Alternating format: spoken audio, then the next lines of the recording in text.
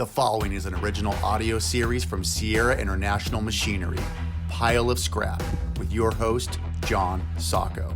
Well, hello again, and welcome back to ISRI 2023, a new episode of Pile of Scrap. And today, or this afternoon, what are we? Yep, we're this afternoon. I have the honor and privilege to have a good friend of mine and the new president of Ferrous Processing and Trading. Bill, welcome. Bill Sulak. Thank you, John. Thank you so much for having me. This is crazy. It is crazy. You're president of FPT now. It's insane. So, let's get right to it. A year and a half ago, Cleveland Cliffs buys FPT, and you're one of the top 10, maybe top 5 ferrous metal processors in America. Correct. You're vice president of FPT, and now you have a new owner, and you're like, what does that mean for me? What's that feeling like? That was a very interesting day. But I'll tell you, John, it truly has been a perfect fit. Cleveland Cliffs, they understand and respect our leadership, our knowledge in the industry.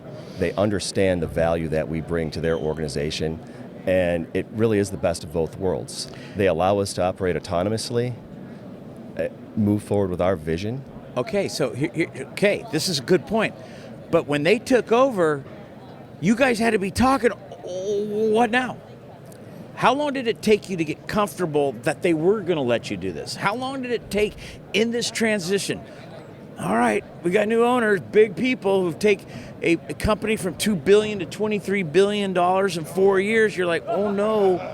How long did it take for you to get comfortable that the culture was going to remain the same but yet maybe improve? Well, personally, the concern was that we would that we would lose some of that entrepreneurial spirit that allowed us to become a leader in the marketplace. But frankly, right out of the gate, we saw that they truly valued who we are and wanted us to maintain that identity. We get to do that, and we get the value of everything that goes along with being owned by a large organization like Cliffs. Well, there's a lot of support there, right? Oh, unbelievably and so. They're a mill. How many mills does Cleveland Cliffs have? Several. There you are. Okay, this new transitions. Now you're starting to get your legs underneath you. Now we're going. Then all of a sudden, the president of your company leaves. And from the time that happened, how long did it take for them to call you and say, Mr. Bill, we're promoting you to be the new president? I don't know specifically the amount of time, but I would say it was within the hour. What did your heart rate go up to? It was one of the most interesting conversations that I've ever had in my life, but it truly just felt like a natural fit. And in that moment, my focus went from whatever it was that I was doing. Actually I was driving when Lorenzo called. Did you almost get in a wreck? Did you have to pull over? Come on. I did pull over. Smart man. I did pull over. That's why you're president. You're a smart man, but go on. But my focus in that moment just went from myself to, the individuals at FPT and this beautiful company. And it's been a whirlwind, but haven't looked back since. So being a vice president is one thing, of a region, if you will. Being president of the whole thing brings different challenges, different responsibilities. Now, we were talking before here, and I asked you, vision and how are you going to lead? And you were telling me a pretty interesting story about somebody in history that you respect and that it's a style that you want to bring forth. Tell us about it. George. There's a lot of Georges. There's a lot of Georges, but Mr. Washington, George Washington, our first president, just an amazing human being and role model. I mean, the sacrifice and his model of servant leadership is something that I try to emulate on a daily basis. I have a painting, it's a cheap copy, of the painting of him kneeling next to his horse in prayer at the Battle of Valley Forge. And it's something that I try to live up to each and every day.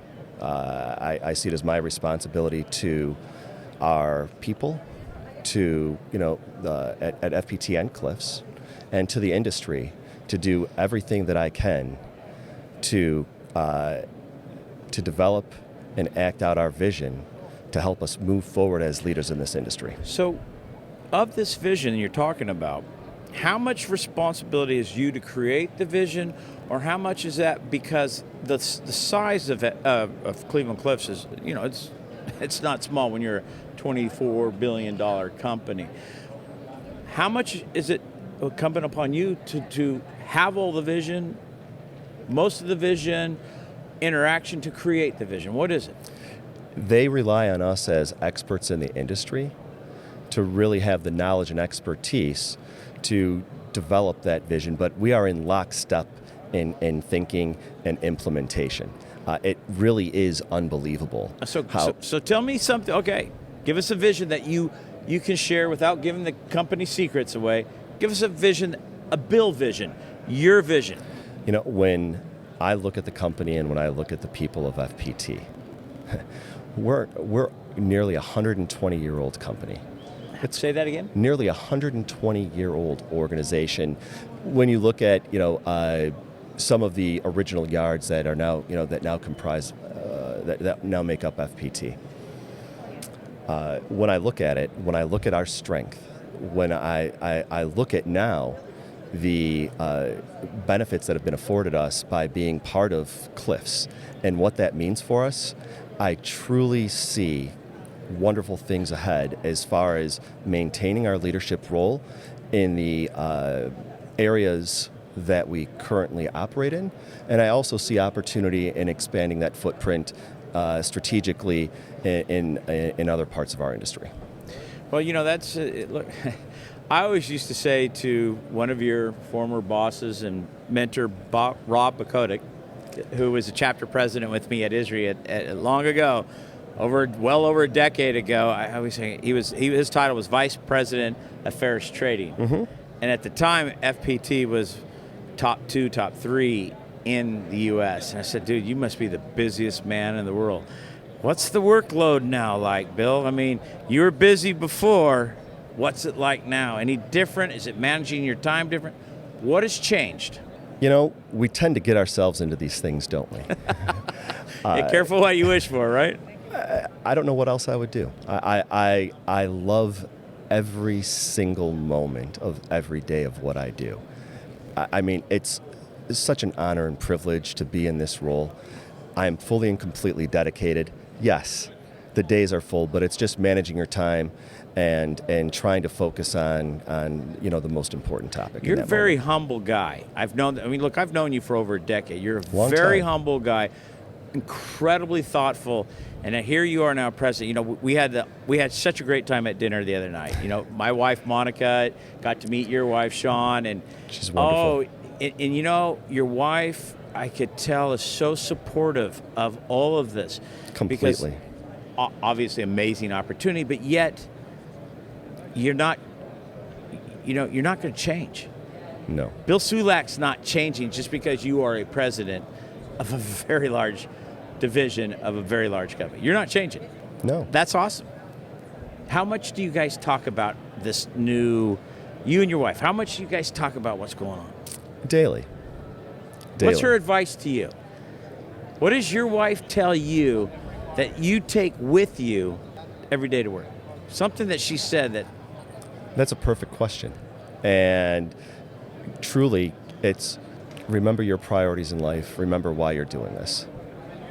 Simple, isn't it? It's simple. But that's pretty cool. It is. She's a great lady. I can see why. Look, they say for every man, there has to be a great woman behind her. I mean, my wife, we were walking out of dinner after a restaurant going, they are the nicest people. And she just went on and on and on. And I think it's fantastic because I haven't met your wife before. I can't believe it, but it's true. Yeah, but we've known each other. So I got to tell the story about when you and I first meet. I'm chairman of ISRI. Rob Bakotic is, I'm not sure, if he was president of the Michigan chapter. I believe he was president of the Michigan chapter. Yeah, so I think so. you guys have your chapter event during Detroit Auto Week or something to that effect. So part of the event is walking the auto show.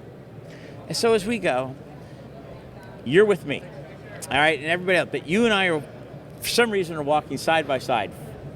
So I'm an hour into this walk with you, and you knew every car, you knew every horsepower, you knew everything about every car, from Ford to Hyundai, from Kia to Bentley to Aston Martin to Rolls-Royce, Mercedes. Bill, you knew every car. I thought that there's no way anybody could do it. How the hell did you know all of that? I got to know. I'm a car guy. I'm a car guy. That simple, huh? I'm a car guy. I love automobiles. It's in my blood, just like scrap. I didn't have a choice. I grew up in Dearborn, Michigan, on a busy road, Telegraph Road, and literally, as long as I can remember, sitting there looking out the window on a Friday night watching, Mustangs, Camaros, Chargers, whatever, drag racing in the street. And I love the sound. I love the shape. I love everything about them. One of my childhood friends married Lee Iacocca's daughter. Really?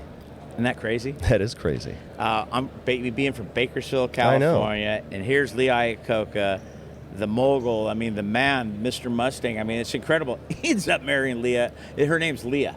Wow. And so, my buddy Victor married Lee Iacocca's daughter. So it's crazy, really, how small this world is. So, all right, car question. You can have any car in the world, Bill.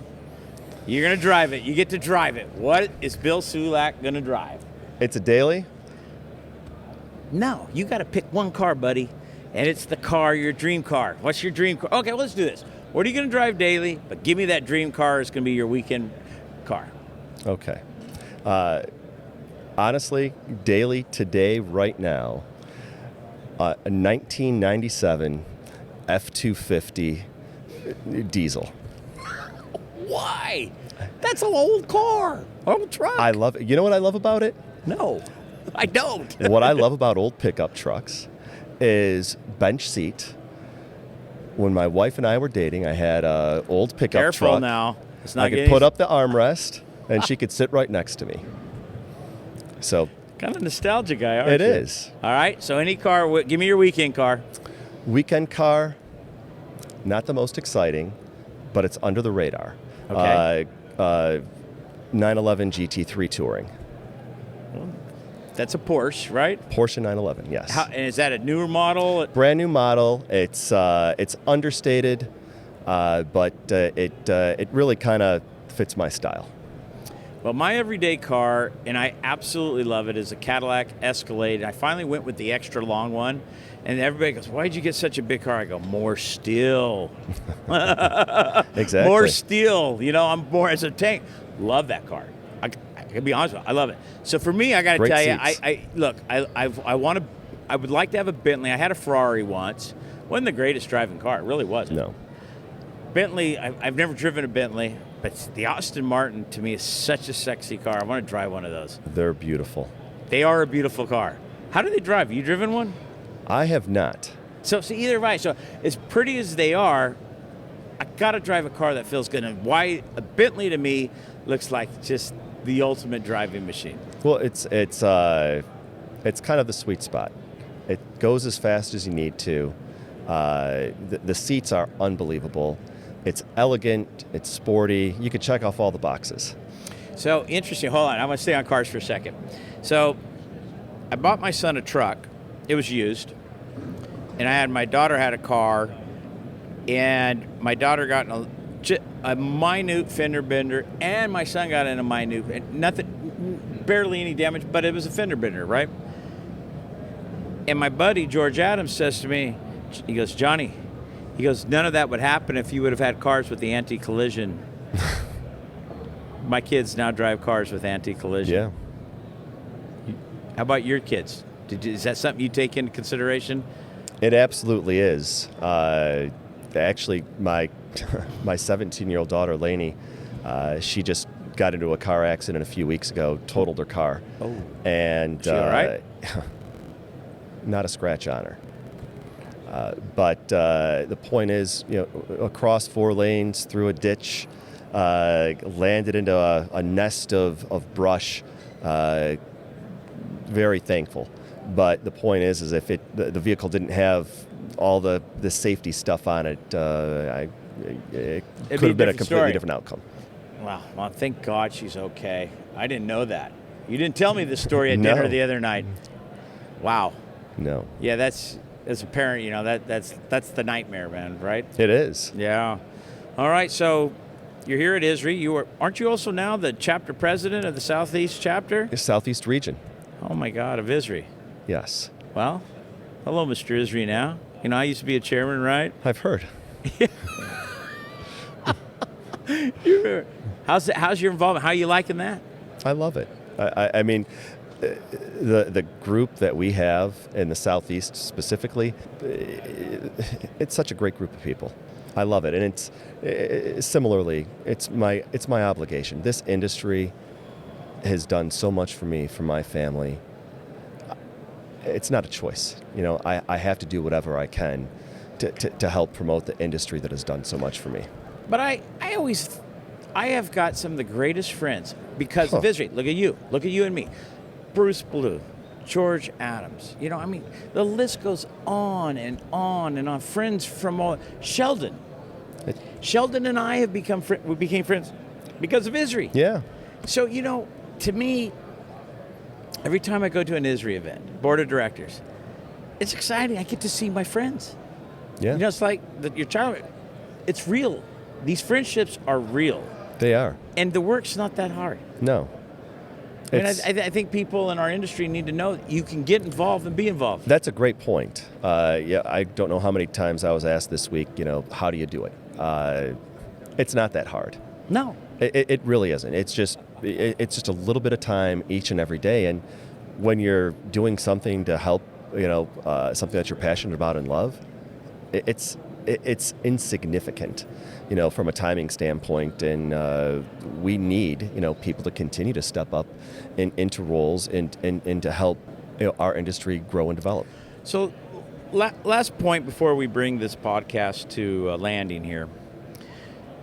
You said to me the other night, you rewatched Repurposed, my docuseries on, the metals recycling industry, steel making, and you said, how can I help? And I found that a very interesting question, and to me, it's about more people getting the message about what we do because, we are misunderstood. People want to call us junk dealers. We handle waste. We're none of that. We are the metals or materials recycling industry. How are we going to get more people on board to continue pushing the message, Bill? You are now our chapter president, your company. How are you going to go about that? Or is it something that you've given any thought to? How is that? Where is that in your mindset? I have, and after watching all 4 videos twice, which they're phenomenal. I'm going to watch them again. I really will. And after the meetings here this week, it has become more apparent than ever that we all need to do our part in stepping up and helping the world understand the value and the necessity of our industry. And it's just those little things every day. It's those little conversations. It's the change and modification of messaging and how we relay that to the world. It's engaging at all levels, state, local, and federal. It's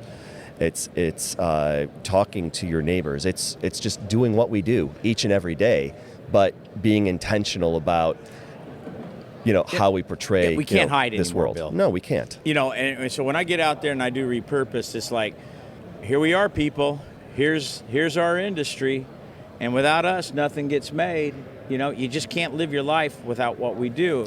Go ahead. That was the simplicity of it is what's so profound, because it's like, well, gosh, if you like driving a car, well, good luck with that without the recycled materials. Real quick industry. before we close this, because your company has BOFs, the integrated mills. Repurposed, the season 1 was on a electric arc furnace. But not everything can be made that we need in this world from EAFs. Certain steel has to come out of an integrated mill, but it has recycled 20 to 30% recycled content in it, right? Absolutely Tell correct. us real quickly what items have to be made that we use in our daily life have to come from an integrated mill. Because, this isn't just about we have to be 100% recycled iron. Mm-hmm. But the fact of the matter is, coming out of integrate, there's a significant percentage of recycled metal content in Absolutely. it. So tell us about that. Tell us what products have to be made from an integrated mill. So, quite simply, touching on a prior topic, automobiles. Okay, tell us about that. Effectively, when you're looking at, and I am not a metallurgist. Okay. At some point, I'd love you to meet with, the technical guys. They can walk you through this stuff, and it's really amazing to really have a conversation with them. But when you're looking at some of the more technical grades of steel that are produced, it just, you just can't get there today without the use of BOF technology. Well, and see, it's good to know, but you know what the good news is? It's increasingly more and more, a little bit more recycled iron content in it, and that's a great thing. It's a good story. It is a great story. Because I think we have to tell. Well, listen, we're going to bring this in for a landing now. Thank you for joining me. Thank you for having me. Congratulations. You are going to do, I know you're going to do an incredible job. What a great, it's just fantastic to me that my friend Bill Sulak is president of an amazing company. You're going to kill it. You're going to do amazing. Good luck to you. Thank you for being on Pile of Scrap. Last word to you. Thank you so much, John, for everything that you do for the industry, and your friendship means the world to me. Thank you, sir. And that's it for another episode of Pile of Scrap here at ISRI 2023, Nashville, Tennessee. This has been a Sierra International Machinery original audio series. Thanks for listening. Please share this podcast and make sure to subscribe.